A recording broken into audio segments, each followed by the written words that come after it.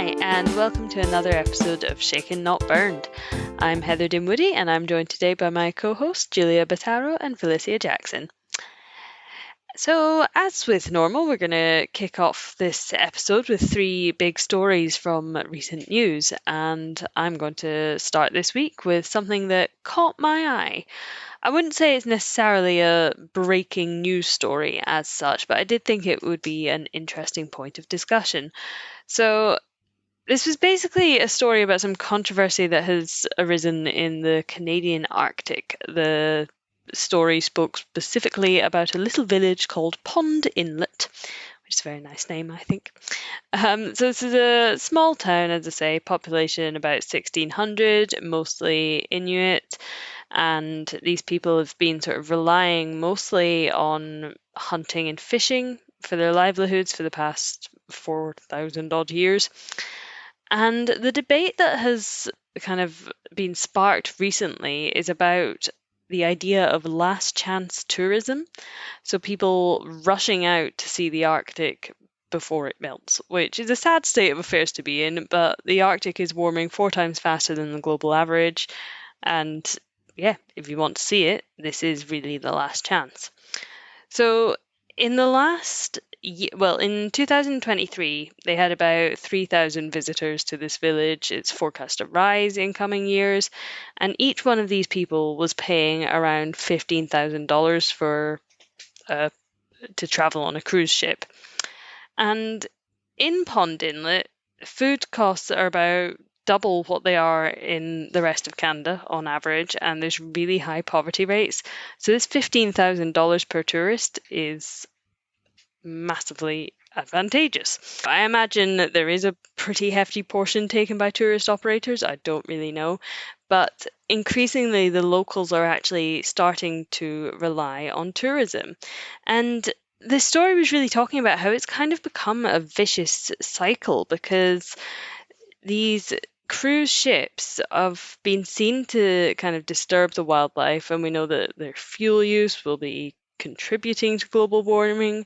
The ice is already thinning, and with the unpredictable weather and the thinning of the ice, hunting is becoming a lot more difficult and a lot more expensive. They need to invest more in fuel because it takes more time, and this you can no longer rely on traditional livelihoods as much. So more and more people are relying on tourism, whether it's actually within or on board these cruise ships, or there's a little sort of local theatre, local arts, that kind of thing.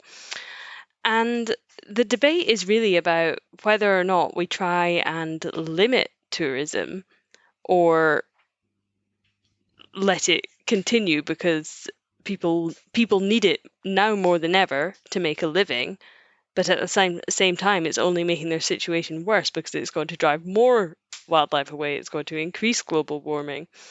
And the reason I wanted to talk about this today is because it really sort of reminds me of this big discussion we have about just transition and how we need fair and inclusive solutions. Because we can't just say, okay, we're going to, these ships are bad for the planet, we're going to cut down on tourism, because that leaves a lot of people's livelihoods to suffer. And although I'm talking about a very small village in Canada, this same idea can be applied so much more broadly all over the world. I mean, I think that's fascinating because you see this a lot with Instagram and a lot of social media and people wanting to go to places to capture images of themselves. There was a big story last year, I think it was, with some blooming of some flowers somewhere, and it's something that happens in nature once every few years. It's quite rare, and they were all getting trampled by Instagram influencers trying to take pictures there. So I think it's a really complicated question because, Heather, you're talking about how we need to balance economic activity with people taking advantage, but there's also that perception of the tourists themselves. It's like, I want to go and see something before it's gone, even if I'm contributing to the fact that it's going to go. It seems really unhealthy. Yeah, I think there is a bit of a disconnect here, because we all love the environment and we all want the best for our planet, but we also love to go on holiday and we fly across the world to be there for 5 days. And I just wonder if maybe are people aware of these issues? I imagine that these tourists, they simply go to this village in Canada to just do their holiday. They might not be thinking about the implications.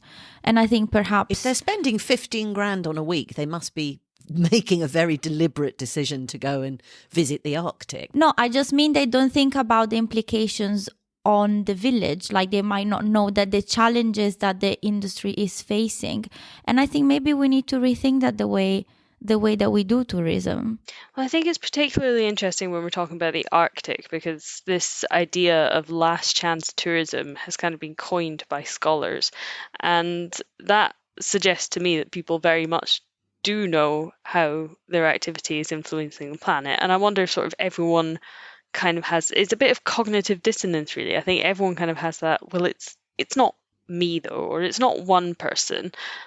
Sorry, yeah, it's the tragedy of the commons. It's because we all rely on the Arctic, and even though different countries say they own parts of the Arctic, there's no collective responsibility for keeping it pristine and cool, or any of the beautiful places that we want to visit, because it's always that thing of, well, everybody knows it's a problem, so someone must be doing something about it, so what I do as an individual won't make any difference. And that's just not true. I was going to say, when it comes to tourism, sometimes you're led to believe that the money will be spent for conservation or, local projects. But how do we know that? That's a good point. And we don't know that it is or isn't being. I know that there probably is a lot of research goes on around the Arctic as well. So when we talk about tourism, we do also need to bear in mind research ships that are going out. And this article I was reading did also say that there's cargo ships that pass through the area, and I think there was going to be more. I think they were opening up some kind of mine, which would have meant a lot more cargo, but the villagers actually managed to successfully oppose that, which suggests that there is an awareness that this is happening. And certainly for the locals, as I say, the reason it's becoming more and more reliant on tourism is because wildlife is being driven away, because the ice is getting harder to navigate and more dangerous, frankly. And I think that's where we risk getting trapped in this cycle. And although, Felicia, I know you're saying kind of we do need to take individual responsibility, but there's also a need for bigger institutions to take responsibility, which I think brings us quite nicely onto your story for the week. That's a very good point. And I should say, I believe that individuals are not sort of responsible for making everything better. I don't think that's fair, because the system is what offers us the choices in front of us. But I do think there is a danger when people go, well, if it's just me, doesn't really matter. But this is the problem with the system and how it works. And that's what I picked a story about this week, which is the new ruling that's come out of the Securities and Exchange Commission in the US about climate risk reporting.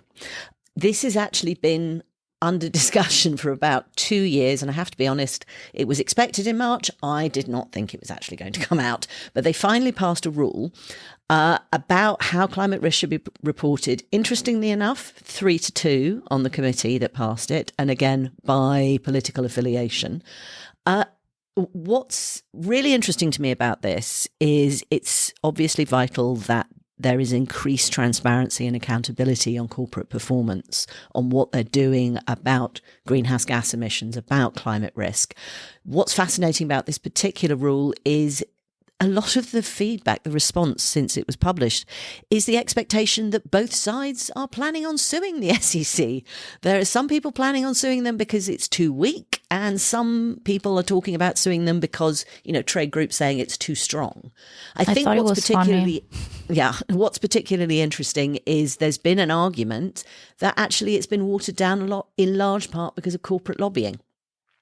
Now, what makes it interesting is that the rules that came out say basically companies have got to talk about how climate risk might impact their operations. So they need to tell investors how their business is being affected by climate change. They're only talking in terms of requirements about scope 1 and 2, not scope 3, which is where it started. But they have to explain what the risks are to the business overall. So they are also being asked to report in detail about how they're planning on adapting to the risks that they face. I mean, it's all about financial. So often it's about financial expenditure. But even if they're not being asked to report on their scope 3 emissions, you know, the products they buy from a third party or business travel or consumer use of goods or whatever they are, in the end, the changes within the supply chain are going to affect costs in their business. So they're going to, if you get scope 1 and 2 in place, you've got a baseline from which to build a better understanding of what's going on. So large companies have got to disclose scope 1 and scope 2. And there's going to be assurance required over time.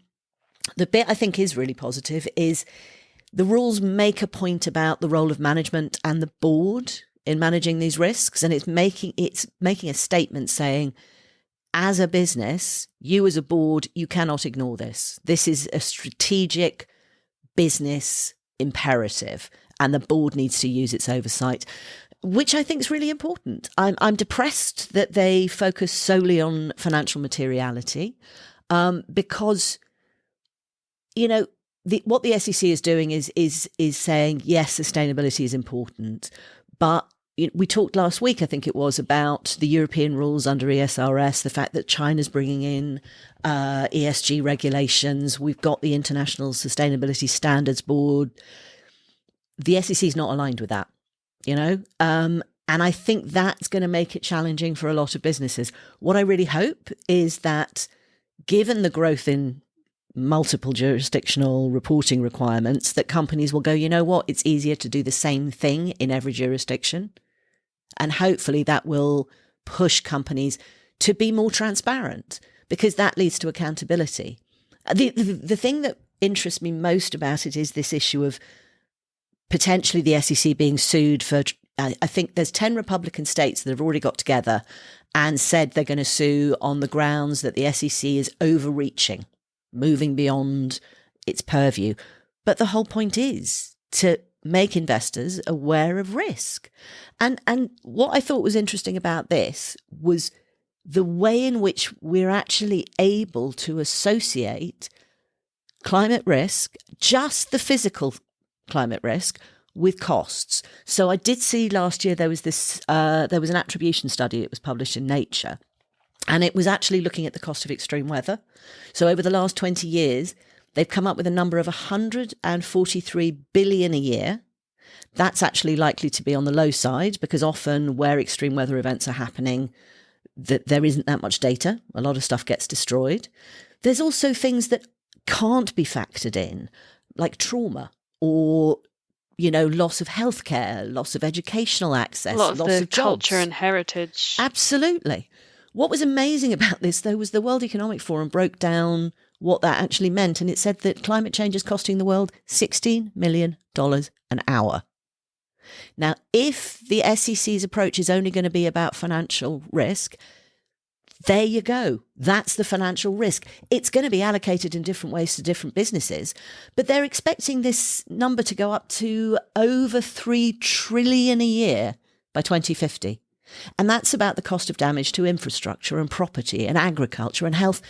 And that's going to affect every business. And trying to pretend it's not going to happen is not going to do anybody any good.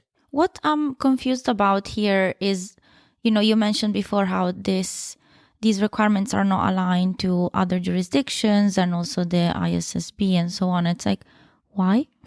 I think we all know that companies need to report, they need to disclose emissions. So it seems, frankly, a little bit silly not to ask that, because you're just creating more complications for American companies with operations abroad. Well, you see, the argument around this is that the requirement to report on these risks is too much. It's too much of a burden on companies. They can't afford it. It's too complicated. The data's too hard to find. I mean, I'm with you.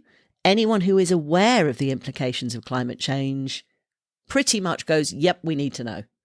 But you're talking about a market where they're rowing. I mean, I would argue that it's really just cowardice, because they've clearly just not wanted to take too strong a stance either way, because they've been wary of displeasing one side, and they've managed to displease both in the process. So, well, there is an argument I've heard made that the successful negotiation is one where everyone's unhappy with the outcome.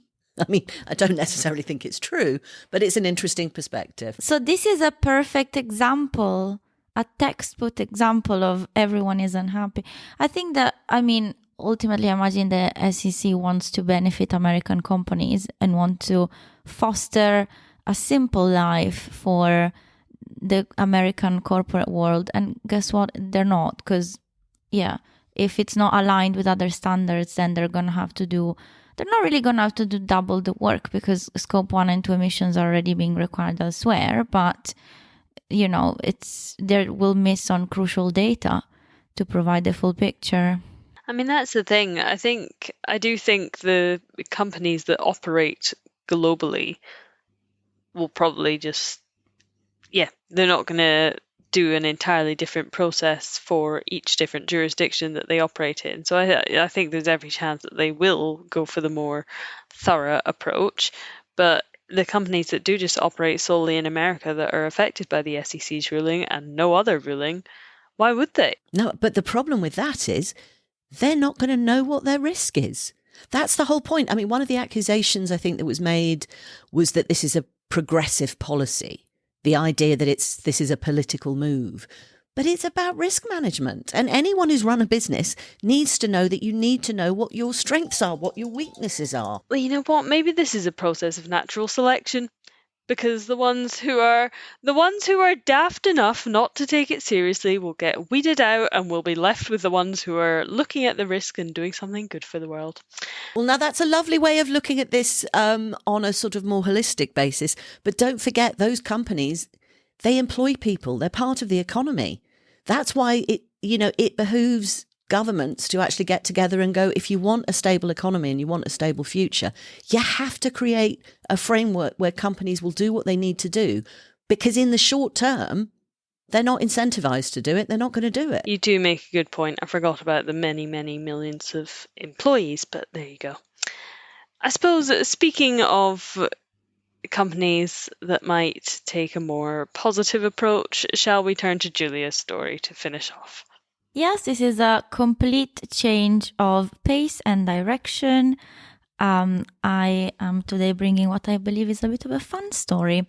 So Aldi has partnered. So Aldi is a supermarket chain in Europe and in the UK, and it's partnered with Frugal Pack, which is a British company that makes paper wine bottles. So it's the case is all paper, which is recyclable, and then inside there is a pouch, which is made of plastic. So, obviously the wine is not going to touch the paper, because that would be problematic. But there are a range of benefits from this type of technology, because it uses less plastic than a plastic bottle. The paperboard is recyclable, and also glass is quite heavy. So a paper bottle will be much lighter, which means fewer emissions being generated during transport, for example.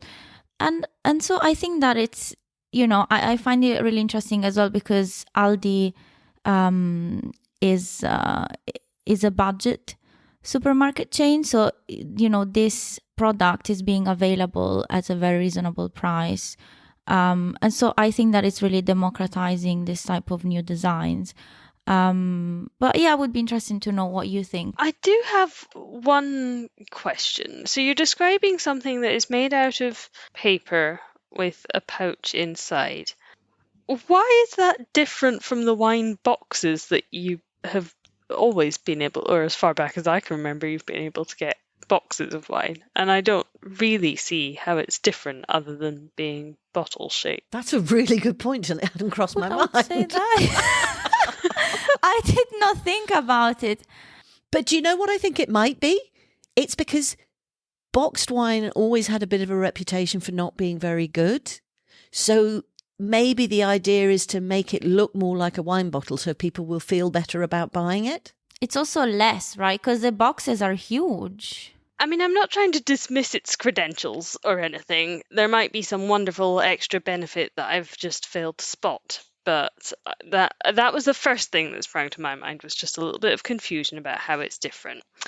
If it is, I mean, if this is better for the environment in some way, then I think, yes, it's great. I'm saying this as someone who hasn't, your telling of it, Julia, is the first I've heard of it. I haven't looked into it, but to me it does seem a little bit greenwashy because there's still plastic involved. I know there's still a lot of problems in the pulp and paper industry, so I would be wondering whether they're using recycled paper to make their bottles. I think I definitely have a lot more questions. Can I interrupt and say, yeah, they're using 94% recycled paperboard. So it's not 100% recycled paper, but it is 94%. So that is a positive. Okay, there you go. I mean, I think it's a step in the right direction. I always say that any action is a positive. I do just have many questions. Well, one of the things that worries me is the fact that it's really easy to look at it and go, is it greenwash? And I know we're all very attuned to the idea that companies might be greenwashing because so many of them jump on the bandwagon and say, we're doing a wonderful thing. But when you don't have the data to know what the impact is, you know, what is the plastic they use? We know it's food grade plastic, but what does that actually mean? Is that recycled? Is it recyclable?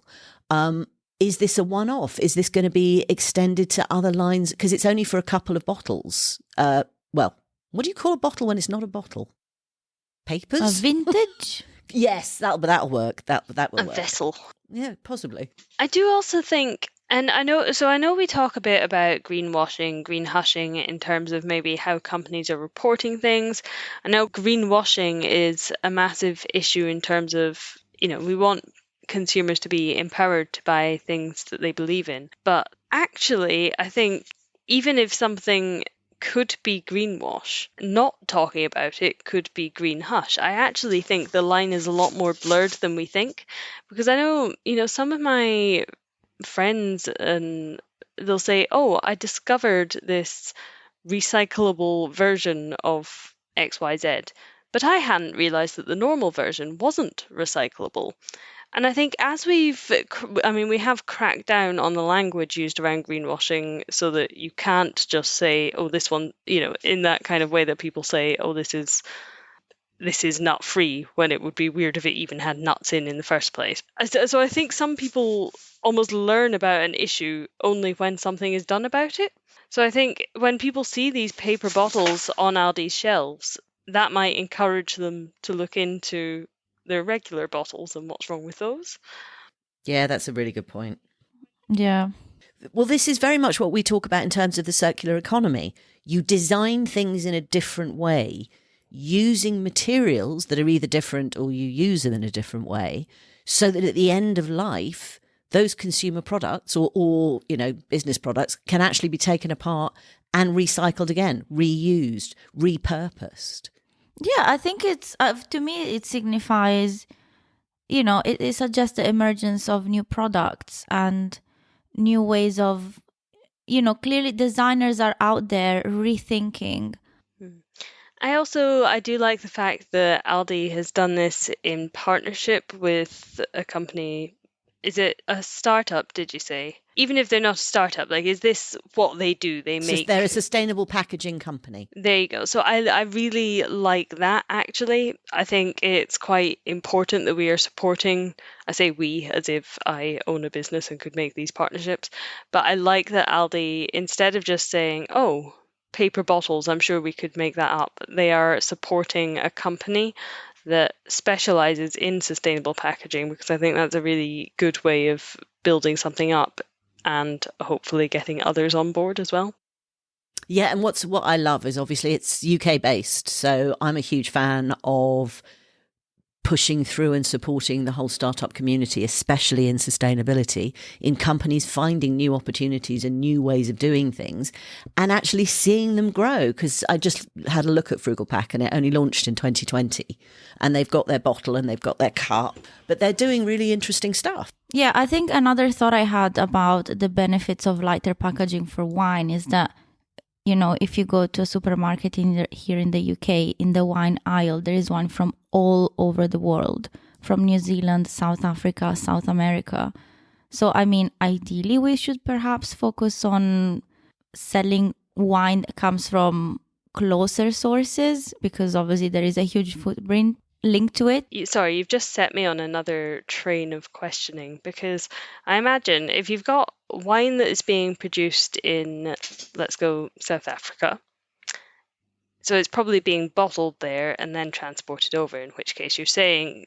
Frugal Pack actually does send its bottles all over the world. And if it's paper, it's a lot easier to transport than glass. This was the question I was coming on to, because I imagine glass bottles, they probably have those in South Africa. So is it worse to ship a glass bottle once or to ship a Frugal Pack bottle twice? Ooh, Very good point. There you go. This is what I mean by I just have too many questions to really take a firm stand. So I'm basically just going to feed all of these to you and you can not sleep tonight. That's exactly what's going to happen. But this is all we're trying to do, is have a conversation about what is going on out in the world of sustainability. Is it moving us forward to a goal that we're trying to reach, or is it problematic in some way that we haven't explored? And I think your point, Heather, is we need to be having the conversations. And that really does make a difference. I also think that we are ultimately lacking data to compare this product to the good old glass bottles. So I think for now it's just a speculative conversation about the implications that these new designs might have.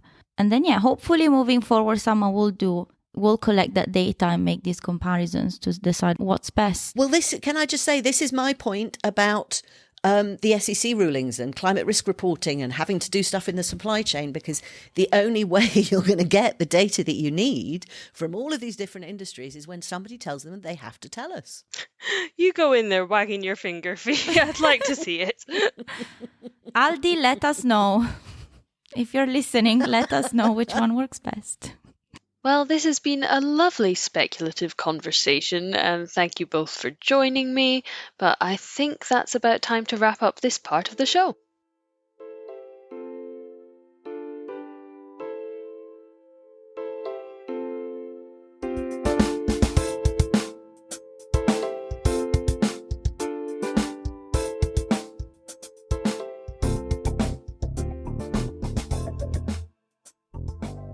And that brings us nicely to this week's interview, and today I'm joined by Claire Gleeson-Landry, Head of Investment and Sustainable Media at Goodloop. So hi Claire, and thanks again for joining me today. And perhaps you could start with just a little introduction to yourself and the work you've been doing at Goodloop. Sure. Thanks so much for having me. My name's Claire. I am Head of Investment and Sustainable Media at Goodloop. And at Goodloop, we make it easy and profitable for brands to do good at scale through good media. And good media is basically media that is good for business, good for the planet, and good for people living on it. And I specifically focus on our sustainability technology. So we help brands measure the carbon footprint of their digital advertising. But the other part of our business is all about communicating directly with consumers about the values and purpose of brands and organizations. So we kind of leverage attention and rewards. So when someone on the internet watches a Goodloop advert, they are rewarded for their time and attention with a micro donation that's paid to charity, but that's paid by the brand on the viewer's behalf. So it's kind of like a reward based. Thanks for giving us attention. Thanks for not hitting skip. Here's a little micro donation that we've made to a charity of your choice. And so that's all designed to sort of turn those massive corporate advertising budgets into something good. And we do that because one, we get to raise money for charity through that vehicle. 2, we really help brands in terms of shifting the perceptions of them, like driving trust, intent to purchase. But also we recognize the value of people on the internet's data and attention. And so basically it was born out of let's try and make advertising a bit better. And from that, because every campaign that we've always run on behalf of brands has always been either low emissions or carbon neutral, we spun that out into the area of the business that I head up. So it's about helping brands measure everything else that they run if they're not running it through a Good Loop campaign.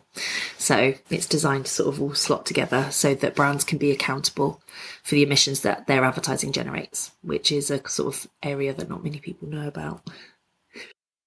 I mean, it all sounds very positive, and you're right. I must admit, I've never really thought about the impact of advertising, as it were.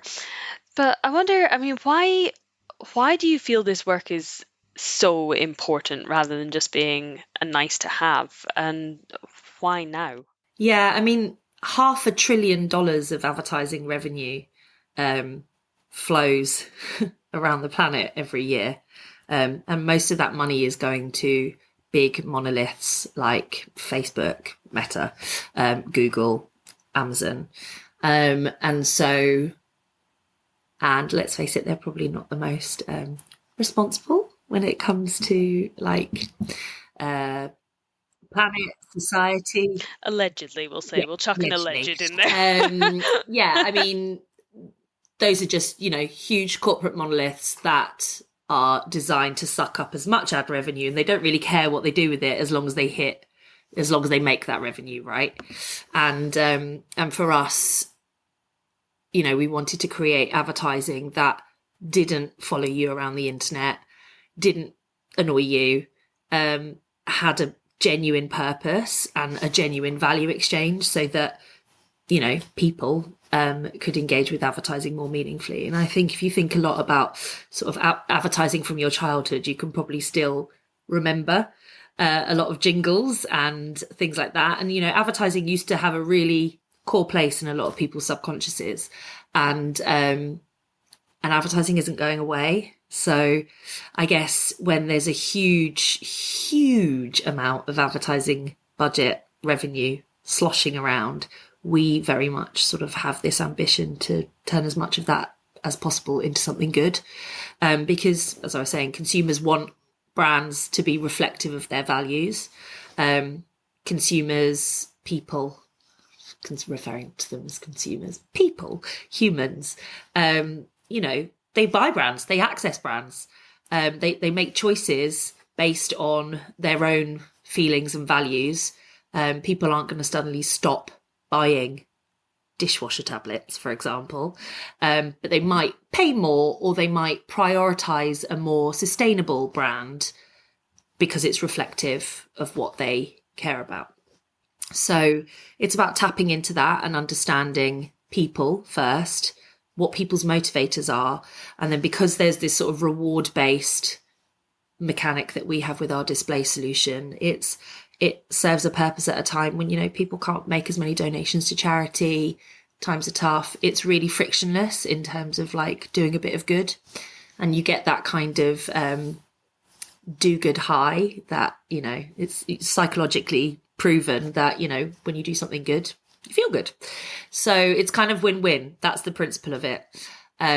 So I guess, yeah, for us, our sort of why now is like, why not? Why not use all of that money and do some good with it and try and make things a bit better? Because, there are a lot of companies there who don't prioritize that kind of purpose. I mean, you make some really good points there, because I think we so often I think specifically you hear all this sort of language about targeted ads and how evil they are seeping into our everyday lives. But you think, we are going to be buying something. And if advertising is used as a way to help us find the things that align with our values and do some good at the same time, then it's really just serving a purpose that is going to be fulfilled anyway and in a better way. Yeah, exactly. And, you know, every pound or dollar that we spend as people is effectively a vote for the kind of world that we want. You know, and, you know, we've seen that in both negative and positive ways, you know, backlashes, boycotting, those kind of things. People really do understand the power of their money for big brands. And so when you augment that and look at it in a different direction, people also really, you know, they want to invest in brands that they're like, yeah, actually, you know, you take Nike, for example, with, you know, Colin Kaepernick and taking the knee. On the one hand, you had loads of consumers burning their stuff, which was bonkers. But then you had loads of other consumers that were like, really love that Nike have taken a stand in terms of supporting him.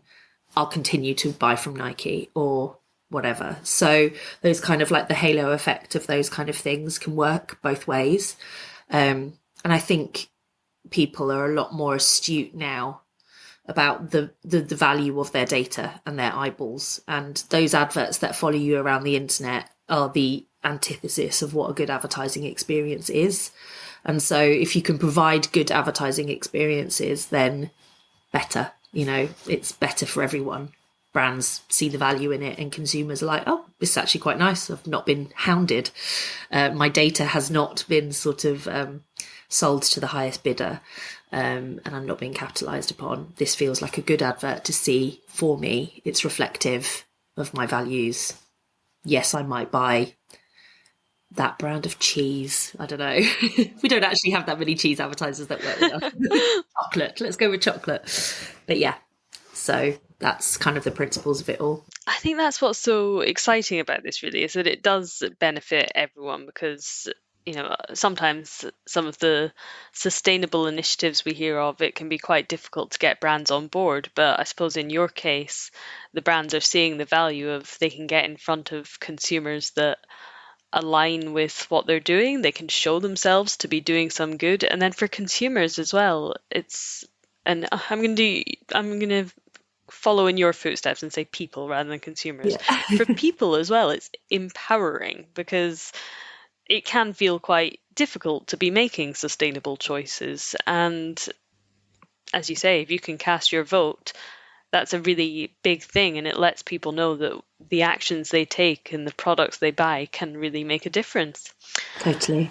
So with that in mind, how would you define success at Good Loop? I mean, what kind of things do you measure and monitor? Yeah. So I guess primarily it's, you know, how we're not a charity, right? We are still a business. We have profit margins that we have to achieve. But all of our donations that we make to charity are directly linked to how much revenue we bill as an organisation. So we give between 20 and 50% of an ad campaign's value to the charity. So I guess our guiding star is about making revenue for charities, and we release donations to them in unrestricted funds so they can do with them what they need to. And that doesn't have to just be a sustainable charity, right? It can be a socially focused charities. We have supported so many. We've supported, you know, charities that provide sexual health education. We've supported charities that provide health and hygiene packs to new mums. We've, some incredible things. We supported dog charities like Battersea through a campaign that we did with Mini, because Mini cars, you can fit dogs in Minis, but also their forecourts are all dog friendly. So they really wanted to talk about that. And they supported Battersea. This is just a simple advert. You watched it for 15 seconds and that would donate a little micro donation to charity. So we're not limited in terms of just supporting sustainability charities with our display, our consumer facing solution. But yeah, so that's our sort of driving ambition, raise as much money as we can for charities that, as I was saying earlier on, the cost of living crisis, people aren't making as many donations as possible.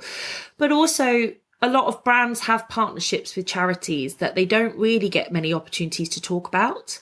It usually exists on like their boring CSR page that no one goes to on their website. And those charity partnerships are usually quite reflective of that brand's purpose.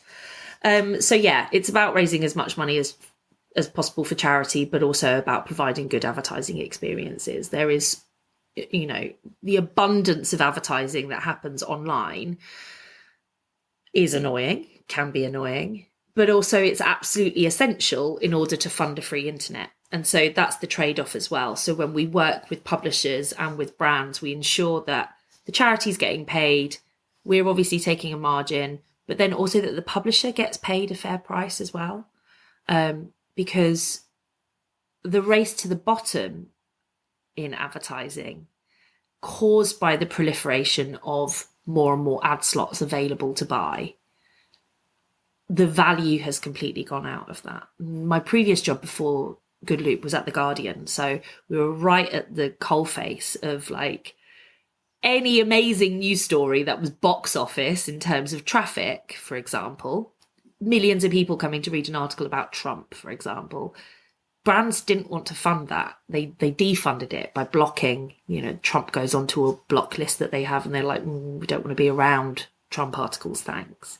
And so you have this dichotomy between publishers who are putting a huge amount of effort into the kind of journalism and fact checking that they do and putting out really important journalism in general and articles, and then brands going, oh no, I don't want to be associated with that, right? So it's about making sure that you're endorsing good quality journalism, because you're also not just protecting the reputation of the brand, but you're also protecting the reputation of the charity as well, because the charity's logo is on that creative. So yeah, so I guess it's there's multiple layers to Good Loop, but yeah, good ad experiences, making sure publishers get rewarded appropriately with appropriate, fair pricing for their inventory, so that they can start to raise their yields and produce better content, and then also ensuring that we're raising as much money for charity. So it's kind of like four-sided why we exist. I think it's a really nice case of doing well for others does well for you too.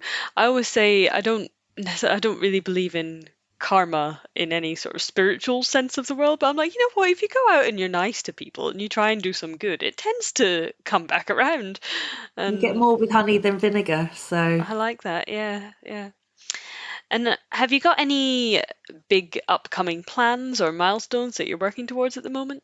Yeah, so we with our carbon measurement solution, that has been in a sort of like a beta phase, well, a bit more than beta. It's sort of been in its 1.0 guise for the past sort of 12 months.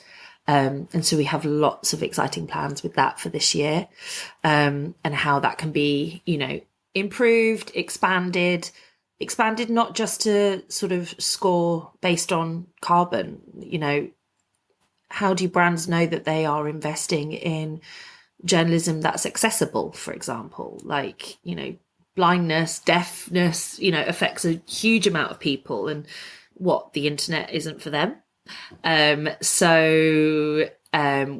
able to understand sort of like the structure of websites and whether they make things accessible for people with disabilities.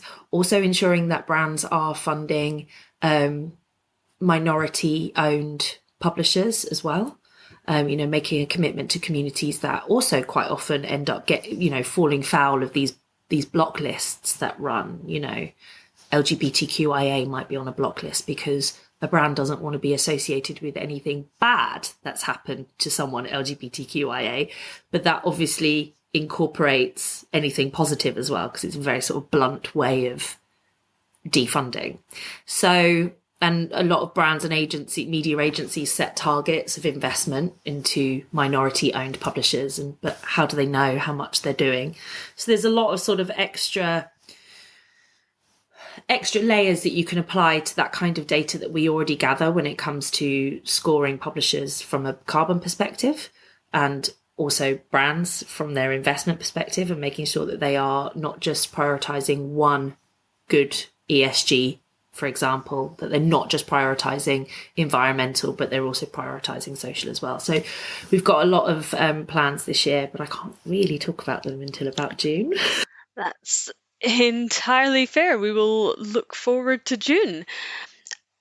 And I mean, perhaps you're not able to answer this, but when you're speaking about the kind of the different, I'm just going to call it footprinting, whether it's carbon or just, impact footprinting, Yeah. we'll call it. Would the idea be to kind of provide brands and publishers and the partners you work with, would it be to provide them with that information to incorporate in their reporting, Yeah. or would you yourselves make it publicly available? No, it's all sort of for brands to use that information themselves. So different brands will have signed up to different sort of rules of governance. Like there will be some that are so it's brilliant. It's quite interesting actually. Over the past 18 months, some brands are just like, I'm all in. Every single chip has been slid across the table and put on black, and they're like, I want to know what's and all. Let's open the Pandora's box. How many emissions am I generating from my advertising? I've got to maintain sales. I've got to maintain performance and all these other marketing things. But then I've got someone from procurement or the sustainability team saying, I can't make too much carbon. So I really need to understand that. So you have brands that are just like, tell us everything. We're not afraid. The unvarnished truth. And then you have other brands who are just like, do you know what? We're happy to measure. Let's at least know where we're at currently. And then we can set some targets. But we'll do like maybe a year. So we have a full view of all the different stages of our year, because obviously different brands will have different sort of peak times and stuff like that, and different strategies for activating their advertising. And then you have some brands who are just like, don't care. Absolutely not bothered. And actually, some of those ones will be the more surprising ones. I'm not obviously going to call anyone out, and you'll be surprised. Those ones are not the car manufacturers, for example. I would say that, there's a lot of getting house in order by brands that are associated with, polluting. I think more and more, because a lot of legislation is coming both in the US and in Europe. I think brands are going to have to sort of get used to the idea of having this level of scrutiny over this particular part of their Scope 3 emissions. And Scope 3 emissions are quite often the ones that is the section of emissions that brands really struggle to have any control over. They can sort of take account of their Scope 1 and their Scope 2. It's their factories, it's their supply chains, etc., etc. But it's all the sort of like onward emissions that they really struggle with. And that sometimes is just completely out of their control, because in the case of advertising, they're reliant upon a programmatic ecosystem that has had so many intermediaries sort of shoehorned into it over the past 10 years that those pipes are no longer clean and simple, and that's very much outside of the control of a brand. But they still need to use those pipes in order to achieve all the other things that they need to achieve from their advertising. So it's quite interesting. Yeah, there are some, as I said, who are very like, it's the shirt we have to wear. Let's go. Let's do the work. And others who invariably in a couple of years will have a mad scramble and just like, oh God, I wish we started doing this sooner. That's the thing, isn't it? The early adopters are going to stay ahead. Totally. And then you also have a lot of you have some brands who are like doing a really good job, but they don't talk about it because they're worried about backlash and, being accused of green hushing, for example, which is as bad as greenwashing. And green hushing really sort of stifles progress, because as we know with, pretty much any sector, once a leader in that sector, throws their dice, then most others will follow. But when they're not telling people that they're doing the work, it becomes quite difficult. Absolutely. You can be doing all the good in the world, but if no one knows you're doing it, how do they follow in your footsteps? Exactly. And I mean, so you've spoken a little bit there about perhaps resistance or just, I don't want to call it denial from some brands, but just, not necessarily being interested in your full offering. What other challenges has Goodloop faced sort of in its journey? Yeah, I think, well, we've had quite a few. I mean, I joined 2 weeks before we went into a global lockdown. That'll do it. Yeah. And we were like, oh God. But actually, at that time, if we think about it, and like, let's not trigger anyone, but let's face it, pretty much every advert on TV or online was these unprecedented times, black and white photography, slow piano music. But those brands got in touch with us straight away. They were like, right, how do we help the NHS? How do we help countries where they don't have access to medical supplies? How do we do this? And we made hay while that sun shone. Like, that was such an amazing opportunity for us. And those brands that lent in and that didn't go dark built a lot of equity and built a lot of trust. So we even had like Bose headphones coming to us, and they were like, oh, we actually have a partnership with Save the Children. It's just we don't really talk about it. And we were like, great. Forgot to mention. Yeah, and they were selling noise cancelling headphones because everyone was suddenly having to work from home, and their kid is learning over in the corner. So there was a really obvious like, we've got this solution for everyone who's stuck at home. We have a partnership with Save the Children. This is perfect. Good Loop's the perfect vehicle for it. And then we obviously then went through a massive financial recession in the UK, which we're still sort of very much in. And that's a challenge. And that's a challenge for any business that's active in the UK at the moment, regardless of whether you work in advertising or not. Everything's just really, really hard. And Brexit as well, compounding all of that. But we're quite lucky. About 50% of our business was coming from the US without us having any boots on the ground over there. And last year we expanded out over there. So we opened an office in Soho in New York, which is awesome. We've got 6 people out there now, which the beauty of working with American brands is they don't suffer the same sort of shocks and tremors that we do in Europe, because they don't have to import their energy. They don't have to import their food, really. They're pretty self-sustaining. So they don't get the same market shocks that we experience over here. Although let's see what happens later on this year in terms of their election. So, we've been able to weather some of the storms, inherently, because advertising budgets are much bigger in the US. We're able to win big. One campaign from there could be 250K. One campaign from here, 50K. And that's obviously, and then the impact that has on charities, there's a distinction, right? So those have been the challenges. And then with sustainable, the product that I head up is this sort of, there's a narrative, there is a pursuit of perfection that is making progress really hard, classic. And people tying themselves in knots over the methodologies and what is an advertiser responsible for? What is a publisher responsible for? What is that supply chain in the middle, all those tech intermediaries that it's messy, it's a rat's nest?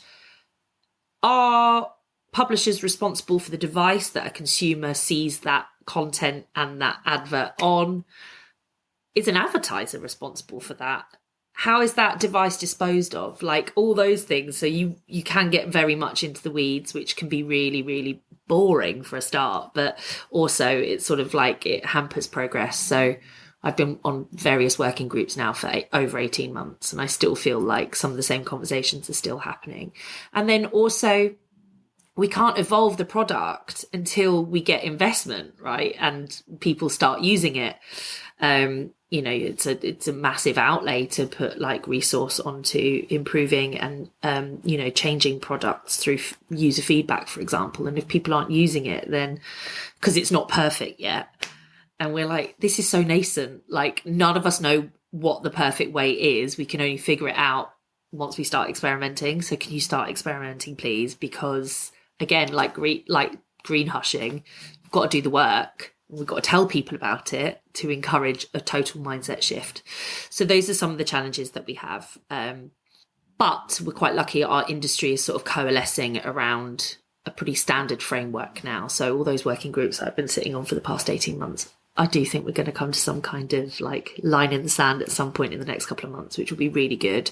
And I think it will also help brands and media agencies really, a lot of media agencies have been doing a lot of work around this for years. They just weren't really talking about it.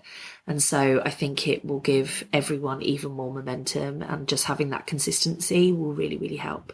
It's just push the button, decide which vendor you want to go with. Great.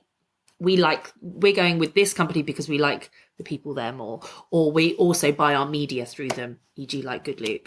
Like, we already run display media campaigns and video campaigns with them. Of course, we're going to use them for our carbon measurement, like, you know, the obvious things that happen within sort of business. But yeah, so the challenge has been everyone wants something perfect. The reality is perfect doesn't exist. Even estimators that are used within the science community, it's estimations. Like, it's really, really hard. And we've even got into like a 2-month sidetrack on whether things should be called carbon calculators or carbon estimators, because a calculator will tell you facts like 2 is 4, but an estimator is actually probably more reflective of the kind of tools that we have within this part of the industry, because can't see it, can't touch it. I mean, I will admit that I can relate heavily to that slightly pedantic, perfectionist nature, but yeah, as you say, there's no such thing as perfect, and if pursuit of perfection is holding you back, then it really just defeats the purpose. Yeah. So before we wrap up, I wondered, what are the kind of key ingredients? So that could be things like policy changes, shift in consumer demand. What are the things that could really accelerate this movement to good media? Yeah, I think there are multiple factors, and you've touched on a couple of them there. Policy, so around sustainability, as I was saying, you've got legislation coming out in California, which hopefully will spread across the US, requiring brands to report on emissions from advertising. You have consumer pressure, so as we said already, consumers sort of voting for the kind of world they want through the brands that they buy, and those brands are a reflection of them. And then also more and more brands, growth, the sort of capitalistic growth dream. There's a sort of, brands recognizing that actually they should be really, really investing in good quality media that is reflective of their brand.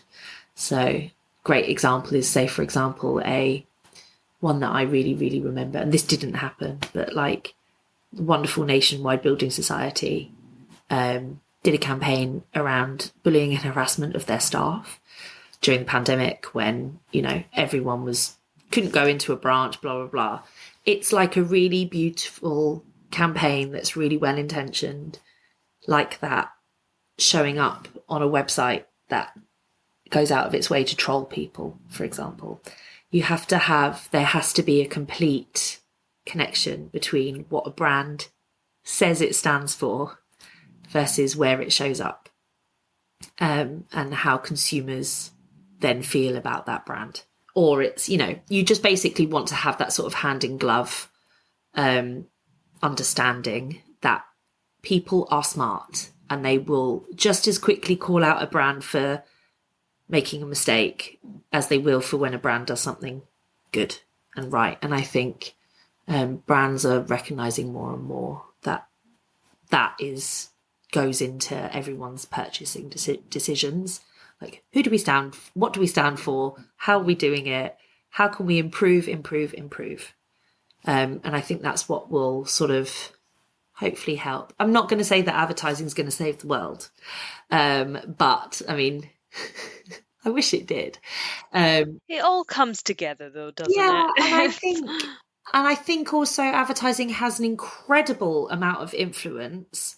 If you think back to like tobacco advertising getting banned, or how public safety and public health messaging, like, I remember ones about drink driving and seatbelts and like crossing the road. Like, advertising influences society, whether we like it or not. It's just how that, which advertising, how it's being influenced, I guess, which parts of society are being influenced and how are they being influenced. So I think we know the power of advertising. It's not just about rabid consumerism, it's about behaviour change and mindset change. And so around things like sustainability, the advertising industry has some incredible creative minds who can create and execute beautiful campaigns that can provoke behavior change, but also behind the scenes, all of us little weirdos in the advertising technology industry can also further that and do things efficiently, do things with prioritizing carbon, making sure that, you know, restoration projects are being funded, for example, all that kind of stuff all connects into quite a nice, perfect blob of like good media and good advertising. So yeah, I mean, I would love some legislation or some public policy around everyone having to use Good Loop. Sadly, that's not going to happen. But yeah, I think all we can really do is just keep showing people, brands, marketing, you know, CMOs, the benefits of what happens when you do prioritize good in your media. Like, you do get dividends are paid back. Consumers will buy your product if they can associate your brand with something good. So it's win-win-win, I think. And certainly, you know, we're 7, maybe even 8 years old now. And the past 4 years have been tough, but we're still here and we're still growing and we're still giving more money to charity and we're innovating and creating so many new products that, you know, hopefully there will be a solution for any brand and any platform that they want to run advertising across, whether that's connected TV or audio or just regular old videos on the internet. And then also our other solutions that we have, the one that I work on in terms of measuring and providing accountability, helping brands set targets, and then all the new stuff that's coming later on this year. Amazing. I'll look forward to seeing what comes next. And for our listeners that might want some more information, we'll include a link there in the show notes as well. So I think that's all we've got time for today. Thank you again, Claire, for joining me, and thank you to our listeners for tuning in. Please do remember to follow our channel for future episodes, and you can find us on social media. All links will be in the show notes.